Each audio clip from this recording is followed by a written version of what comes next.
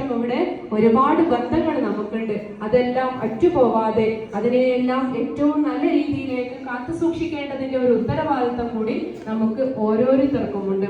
നമ്മൾ ഇന്ന് നേടിയിട്ടുള്ള വിജയങ്ങളെല്ലാം തീർച്ചയായിട്ടും അത് ഒരാളുടെ അധ്വാനം മാത്രമല്ല, ഒരു കുട്ടിയുടെ അധ്വാനം മാത്രമല്ല, നമ്മുടെ വീടിനകത്ത് എത്തുമ്പോഴേക്കും, നമ്മൾ വീട്ടിൽ നിന്ന് പുറപ്പെടുമ്പോഴേക്കും ഏറ്റവും ആവലാതിയോട് കൂടിയിട്ടും തന്റെ കുഞ്ഞ് തിരിച്ചെത്തുന്നത് വരെ ആ ആവലാതി തുടരുന്ന ഒരമ്മയുണ്ട് നമുക്ക്.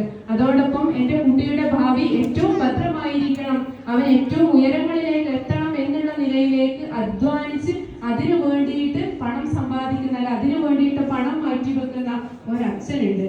അതോടൊപ്പം തന്നെ നമ്മുടെ വീടിനകത്ത് ഒരുപാട് ആളുകള് നമ്മുടെ വളർച്ചയെ, നമ്മുടെ കൈ വളരുന്നതും കാൽ വളരുന്നതും അതോടൊപ്പം അശ്രദ്ധം വീക്ഷിച്ചുകൊണ്ട് ഏറ്റവും സന്തോഷത്തോടു കൂടി ഇരിക്കുന്ന ഒരുപാട് ആളുകളുണ്ട്.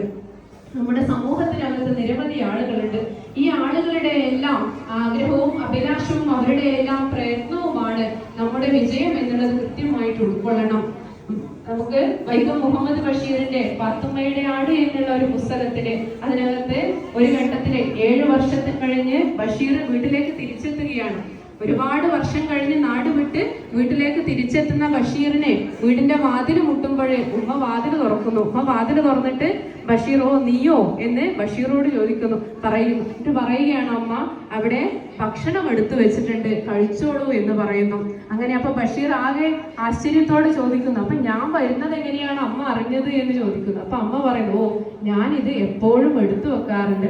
ഇപ്പൊ 7 വർഷക്കാലമായിട്ടും വീട്ടിൽ നിന്ന് ഇറങ്ങിപ്പോയ പുത്രന് വേണ്ടിയിട്ട് ഭക്ഷണം എടുത്തു വെച്ച് അവൻ വരുമെന്ന് പ്രതീക്ഷയോടെ കാത്തിരിക്കുന്ന നിരവധി അമ്മമാര് നമ്മുടെ എല്ലാം വീട്ടിലുണ്ട്.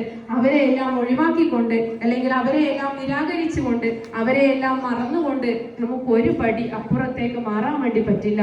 അതുകൊണ്ട് തന്നെ തീർച്ചയായിട്ടും